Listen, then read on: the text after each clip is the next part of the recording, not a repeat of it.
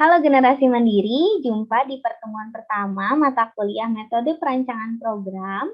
Nah, di pertemuan kali ini kita akan membahas tentang konsep perancangan program. Nah, gimana sih caranya kalau kita mau membuat suatu program atau aplikasi? Nah, kita tahu kalau misalnya di era sekarang, itu program itu atau aplikasi itu semakin pesat ya pertumbuhannya dan Pak kita lihat ini di tahun 2013 aja di Indonesia itu nilai industrinya 3,5 sampai 5 triliun.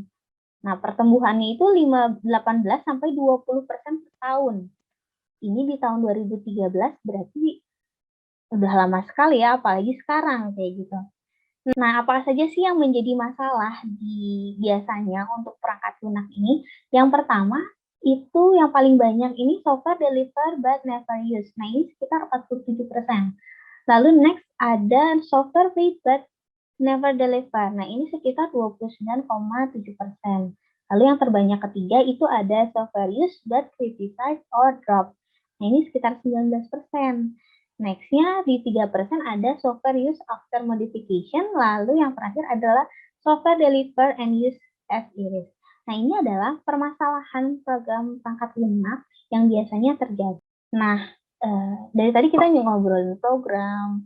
Nah, sebenarnya sih program itu apa ya? Nah, program ini adalah kumpulan instruksi atau perintah yang dirangkai sehingga membentuk suatu proses untuk mengolah suatu data atau informasi. Nah, ini adalah definisi apa itu program. Nah, kita membuat program itu kan ingin yang terbaik. Faktor yang pertama yaitu correctness. Nah, correctness ini berarti bisa diperbaiki dan bisa memuaskan spesifikasi dan objektivitas dari misi pelanggan. Yang kedua ada reliability. Nah, ini adalah besarnya program dapat diharapkan untuk memenuhi fungsi-fungsi yang dikehendaki. Reliability. Jadi contohnya gini, kita ada pelanggan ingin buat aplikasi kasir. Nah, aplikasi kasir ini diharapkan dapat menghitung kembalian. Nah, ini adalah salah satu reliability. Lalu efisiensi. Nah, aplikasi kita harus efisien. Lalu terintegriti atau terintegritas. Jadi, misalnya aplikasi kasir terintegritas bisa diakses oleh si kasir tersebut dan misalnya oleh manajer bisa melihat laporan ke penjualan. Nah, itu adalah integrity. Lalu ada usability. Nah, usability ini program kita mudah digunakan, lalu misalnya menu-menunya itu jelas. Nah, ini adalah dari pengertian dari usability. Next ada maintainability. Program yang kita buat itu bisa di maintenance atau diperbaiki. Lalu fleksibel atau flexibility. Jadi bisa dimodifikasi seperti itu. Jadi lebih baik. Nah, ini adalah kualitas flexibility. Lalu testability. Nah, program kita juga dapat diuji sejauh mana program ini sudah atau agar menjamin program ini sudah sesuai dengan apa yang diharapkan. Nah, portability. Jadi program atau aplikasi kita ini bisa bisa apa? Digunakan di lingkungan lain. Contohnya misalnya ternyata komputernya satu nih lagi error. Nah, kita bisa menggunakan aplikasi tersebut di komputer lain atau di laptop. Nah, itu portability. Lalu ada reusability. Misalnya di aplikasi lain selain di laptop, mungkin bisa di handphone gitu, di Android, lalu di website. Nah, itu reusability. Nah, itu tadi adalah bagaimana kita menilai faktor-faktor kualitas untuk website. Sekarang ada yang namanya SDLC. SDLC ini ada apa sih? Nah, SDLC adalah serangkaian aktivitas yang dilaksanakan oleh profesional dan memakai sistem informasi untuk mengembangkan dan mengimplementasikan software atau program. Nah, bagaimana cara kita untuk membuat suatu program? Yang pertama, kita harus menganalisa kebutuhan atau spesifikasinya. Aplikasi kita bisa digunakan, spesifikasi komputernya apa misalnya gitu. Misalnya di Pentium berapa minimal gitu. Terus RAM-nya berapa. Nah, ini analisa kebutuhan. Next ada desain. Nah, aplikasi atau program yang akan kita buat kira-kira desainnya akan seperti apa, warnanya bagaimana, lalu logonya apa. Nah, itu adalah desain. Lalu yang ketiga ada coding atau pembuatan program tersebut. Setelah kita membuat analisa, lalu kita membuat desain, kita membuat programnya. Nah, setelah program jadi, jangan lupa kita harus pengujian. Apakah yang telah kita buat program ini sesuai dengan kebutuhan yang kita atau goals yang kita mau gitu. Ini adalah pengujian. Nah, ini ada fakta. Kalau tadi misalnya tentang SDLC, sekarang kita lihat fakta yang terjadi tentang pembangunan suatu program. Nah, idealnya testing, specification, and coding dan design ini seimbang.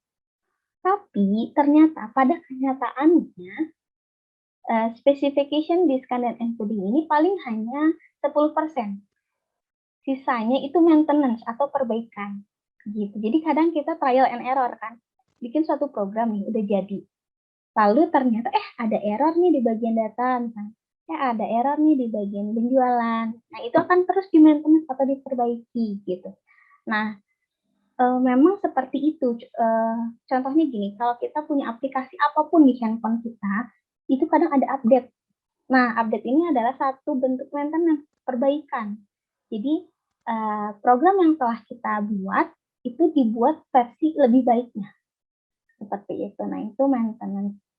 Selanjutnya kita bahas metodologi perancangan program.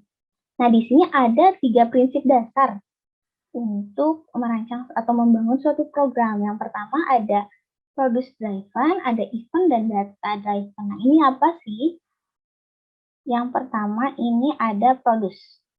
Nah, contohnya produce ini, contohnya kalau kita lihat program untuk persegi panjang dibagi menjadi fungsi, hitung keliling, dan hitung luas persegi panjang.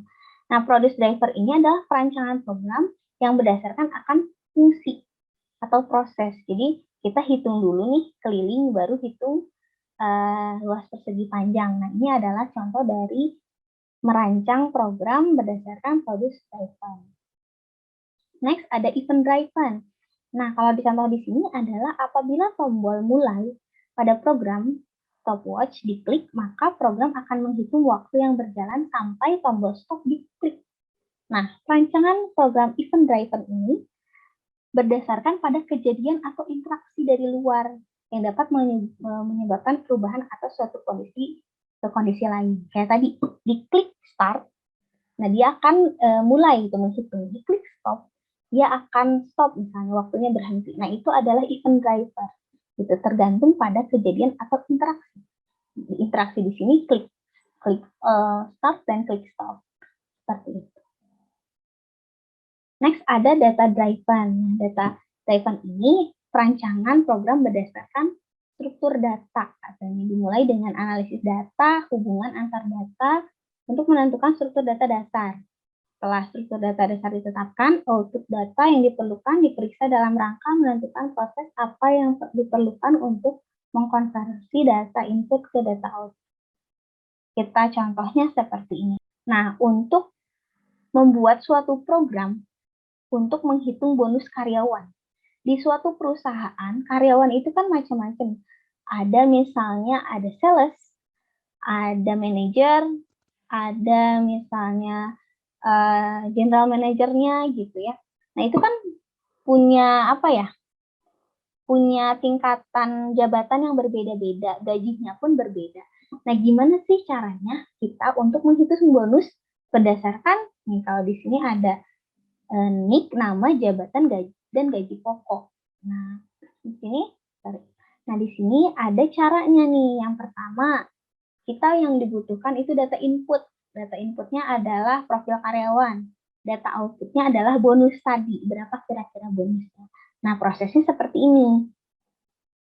Nah, ambil tanggung underscore jawab dari profil underscore karyawan. Nah, jika tanggung jawab sama dengan sales manager, itu sales manager itu berarti jabatan. Nah, dan bonus, maka bonus sama dengan gaji pokok dikali 0,10.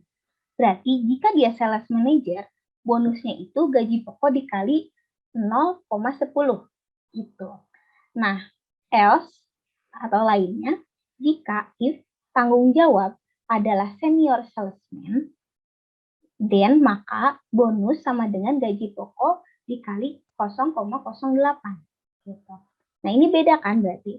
Jika senior salesman bonusnya gaji pokok dikali 0,08. Nah, berarti kita bisa dilihat di sini kalau data Gryphon ini tergantung dengan kategori. Misalnya sales manager ini gaji pokoknya berarti bonusnya berarti gaji pokok dikali 0,10.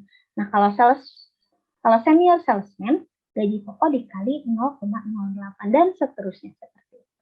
Itu adalah contoh dari data drive. Nah, kenapa sih kita belajar pemrograman atau pemrograman itu apa sih? Nah, belajar pemrograman ini adalah proses untuk menulis, menguji, dan memperbaiki dan memelihara kode yang dibangun dari sebuah komputer. Nah, belajar pemrograman juga adalah belajar tentang metode pemecahan masalah, kemudian menuangkan ke dalam suatu notasi yang mudah dibaca dan dipahami. Nah, ada teknik-teknik pemrogramannya nih. Pertama, permasalahan bisnis yang semakin kompleks dan rumit, sedangkan waktu yang diberikan untuk mengembangkan program semakin cepat. Next, dibutuhkan teknik pemrograman untuk mengembangkan program yang kompleks dan rumit dalam waktu yang cepat. Nah, untuk menjawab tadi ada beberapa teknik pemrograman. Ada 5 nih di sini. Yang pertama, pemrograman tidak terstruktur. Nah, pemrograman ini, jadi kalau misalnya kita buat suatu program kan menggunakan coding. Nah, bahasa codingnya ini semau kita gitu, tidak terstruktur. Jadi kadang misalnya yang harusnya ditaruh di bawah ini di atas atau di tengah. Nah, contohnya di sini adalah penggunaan pemerintah GoTo yang banyak dalam program. Nah, ini kelemahannya program tidak terstruktur ini. Kalau misalnya program kita akan misalnya dimodifikasi oleh orang lain, nah orang lain itu akan kebingungan karena yang tahu tentang struktur program tersebut hanya kita, seperti itu. Next, ada pemrograman terstruktur. Nah, pemrograman terstruktur ini adalah suatu teknik pemrograman di mana penulisan instruksi secara sistematis dan logis dan terstruktur berdasarkan algoritma yang sederhana dan mudah dipahami. Nah, misalnya dia mulai dari start sampai ke proses sampai ke end itu terstruktur, rapi. Nah, ini adalah pemrograman yang terstruktur. Nah, yang ketiga ada pemrograman prosedural. Nah, pemrograman prosedural ini adalah suatu teknik pemrograman di mana penulisan instruksi yang sama dibuat dalam subprogram tersendiri sehingga pembuatan program lebih cepat dan memudahkan perbaikan apabila terjadi kesalahan. Nah, kayak misalnya ini nih yang kita contoh di bawah. Jadi, dia itu ada bagan-bagannya. Kalau misalnya kita mau buat suatu program itu digambar dulu sketsanya gitu. Kita buat dulu sketsa untuk prosedurnya. Nah, nanti kalau misalnya ada kesalahan, kita mudah untuk mengingatnya, oh, kesalahan itu di sini nih gitu. Nah, ini adalah pemrograman prosedural. Next adalah pemrograman modular. Nah, ini yang paling enak nih. Teknik yang berfungsikan itu dikelompokkan dalam modul-modul. Nah, setiap modul menunjukkan fungsi atau tugas tunggal. Kayak contohnya gini, kita buat suatu program, karena ada banyak sekali fungsi. Contohnya, kita dibuat modul kalau di sini. Modul database, koneksi database. Terus modul misalnya desain, modul tampilan ya desain, lalu modul data, modul apa gitu. Nah, itu tuh dijadikan satu modul, jadi ketika sama kayak tadi, ketika misalnya ada error atau apa, kita mudah untuk mencari error. Nah, yang kelima, ini ada pemrograman berorientasi objek. Contohnya sih kayak kalkulator gitu. Kan misalnya tanda plus itu untuk tambah, kalau kita klik itu untuk tambah, tanda minus itu untuk kurang. Nah, itu adalah salah satu contoh pemrograman berbasis objek atau OOP. Nah, objek ini berasal dari tipe abstrak. Objek dapat menerima pesan, mengolah data, dan mengirim pesan ke objek lain berbentuk interaksi antar objek. Objek bersifat independen, tiap objek dapat dipandang sebagai sebuah entitas mandiri yang memiliki peran dan tanggung jawab. Next ada belajar bahasa pemrograman. Nah, kenapa sih kita harus belajar bahasa pemrograman? Nah, belajar bahasa pemrograman ini merupakan suatu himpunan atau aturan sintaks dan sematik yang dipakai untuk mendefinisikan program komputer. Belajar bahasa pemrograman juga adalah belajar memakai suatu bahasa program sesuai dengan aturan tata bahasanya. Bahasa pemrograman itu banyak ya. Ada 3 faktor penting dalam bahasa pemrograman. Yang pertama sintaks, sematik, dan kebenaran logika. Sintaks itu apa sih? Nah, sintaks itu adalah aturan penulisan atau tata bahasanya. Kayak misalnya contohnya gini. Ada public class, my class, suruh buka misalnya public. Kalau my class ini kelas kan ya, mendefinisikan kelas itu harus diawali dengan huruf kapital atau dimulai dengan huruf besar. Nah, ini mencontohkan bahwa aturan penulisan dalam suatu program gitu, karena di Java itu bersifat case sensitif. Jadi kalau M-nya besar dan M-nya kecil ini akan berubah atau memiliki arti yang berbeda. Kalau my class yang M besar ini berarti artinya kelas. Kalau yang my class biasa ini biasa aja cuman mencetak kata my class. Nah, next ada sematik. Nah, sematik ini adalah arti atau maksud yang tergantung dalam statement. Contohnya slice N yang artinya baris baru atau enter. Kalau misalnya kita bikin suatu program pengen buat instruksi enter itu pakai slice N gitu. Kalau printf ini untuk mencetak string. Kayak misalnya hello world nih, kita pengen ada di suatu aplikasi atau website gitu. Tulisan hello world. Nah, perintah awalnya itu printf gitu. Lalu ada get yang artinya membaca sebuah karakter. Nah, yang ketiga ini adalah kebenaran logika. Nah, misalnya contohnya gini, ini urutannya nggak benar nih. Kalau misalnya ini dijalankan, listing ini dijalankan, output dari program di atas yang terjadi perulangan terus-menerus dan tidak akan berakhir. Karena logika dari program ini tidak benar, ada kekeliruan seperti itu. Nah, jadi intinya sintaks itu adalah aturan penulisan. Sematik itu adalah arti atau maksud yang tergantung di dalam statement. Nah, kebenaran logika itu berhubungan dengan benar atau tidaknya urutan statement. Selanjutnya, kita bahas tentang jenis-jenis bahasa pemrograman. Ada 2 jenis. Yang pertama ada tingkat rendah. Nah, kalau tingkat rendah ini biasanya dirancang untuk setiap instruksi langsung yang dikerjakan oleh komputer tanpa translator. Contohnya assembler. Nah, yang kedua ada bahasa tingkat tinggi. Nah, bahasa tingkat tinggi ini adalah bahasa pemrograman yang dalam penulisan pernyataannya mudah dipahami secara langsung. Lalu perlu diterjemahkan oleh translator bahasa. Contohnya ada Algol, Fortran, Pascal, Visual Basic, dan Oracle. Nah, contohnya gini. Kalau bahasa tingkat rendah, untuk menampilkan kalimat hello world di layar dan menggunakan bahasa assembler, contohnya gini, ORG dikali 10, bla bla bla bla bla.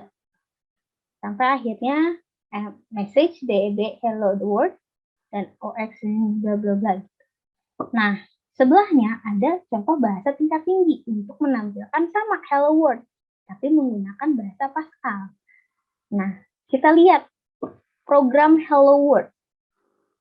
Use create, use CRT. Nah, use create, begin, mulai, write, tulis, hello world, lalu redline, end. Nah, ini kan bahasa-bahasa yang bisa kita pahami, bahasa pemrograman yang bisa kita pahami gitu. Kita contohnya ini, mulai program hello world. Gunakan create untuk menulis gitu ya. Lalu mulai, katanya bikin. Nah, tulis atau write hello world, lalu bacalah redline, lalu stop, end. Gitu. Nah, ini adalah bahasa tingkat tinggi, bahasa yang bisa kita pahami. Gitu. Nah, ini ada paradigma bahasa pemrograman. Di sini ada dua, ada imperatif dan deklaratif. Kalau imperatif ini kayak bahasa yang tadi, Pascal gitu ya. Nah, ada deklaratif, itu bahasa, misalnya database, SQL, oke. Ada beberapa juga kriteria bahasa pemrograman. Yang pertama adalah clarity, simplicity, dan unity. Kemudahan, kesederhanaan, dan kesatuan. Nah, merupakan suatu kombinasi yang membantu programmer mengembangkan suatu algoritma. Jadi, suatu algoritma atau suatu program itu harus mudah, harus sederhana, dan unity atau membentuk kesatuan. Lalu ada orthogonality. Nah, merupakan suatu atribut yang dapat dikombinasikan dengan beberapa fitur bahasa pemrograman sehingga setiap kombinasinya mempunyai arti dan dapat digunakan. Contohnya kalau kita misalnya membuat suatu website nih. Kalau tampilannya bisa pakai bahasa CSS misalnya. Untuk scriptnya bisa pakai bahasa PHP, HTML, gitu. Lalu kombinasi nanti sama JavaScript. Nah, itu adalah suatu orthogonality. Itu suatu kombinasi dari berbagai beragam fitur bahasa yang menjadikan satu program. Itu adalah orthogonality. Yang ketiga, ada kewajaran untuk aplikasi. Nah, bahasa pemrograman harus memiliki struktur data, operasi-operasi, struktur kontrol, dan sintaks yang tepat untuk memecahkan suatu masalah. Yang keempat adalah mendukung abstraksi. Nah, abstraksi ini merupakan suatu hal yang substansial bagi programmer untuk membuat suatu solusi dari masalah yang dihadapi. Yang kelimanya adalah kemudahan untuk verifikasi program. Jadi kriteria bahasa pemrograman itu dia dapat diverifikasi gitu secara mudah. Lalu yang keenam adalah lingkungan programnya. Lingkungan program dapat berarti editor yang digunakan, dokumentasi yang baik, fasilitas debugging, user interface yang baik, maupun tools yang lain yang dapat digunakan untuk memudahkan pekerjaan programmer. Jadi lingkungan pemrograman itu dapat memudahkan pekerjaan programmer. Next ada portabilitas program, kemudahan program untuk dipakai di berbagai jenis komputer. Misalnya bahasa pemrograman ini bisa di Pentium 4, bisa di apa gitu ya. Nah, itu adalah portabilitas program. Lalu biaya penggunaan. Nah, ini yang biasanya paling krusial ya. Pertama adalah biaya eksekusi program, biaya kompilasi program, biaya penciptaan, testing, program, biaya pemeliharaan program. Oke, itu tadi adalah materi kita pada hari ini. Selanjutnya, diskusi yuk. Nah, diskusinya gimana? Coba kalian cari atau jawab pertanyaan 2 ini, lalu coba cari jawabannya. Nanti kalau misalnya bingung, boleh tanyakan langsung ke saya. Yang pertama, apa sih penyebab terjadinya permasalahan dalam perangkat lunak atau program yang dihasilkan? Jadi apa aja tuh kira-kira? Lalu yang kedua, dalam mempelajari bahasa pemrograman, apa aja yang pertama kali harus dipelajari sehingga dapat melakukan pemrograman? Nah, itu apa sih kira-kira? Nah, ayo dicoba agar kita lebih eksplor lagi untuk mendalami bagaimana sih perancangan suatu program. Terima kasih untuk pertemuan kali ini dicukupkan. Wassalamualaikum warahmatullahi wabarakatuh.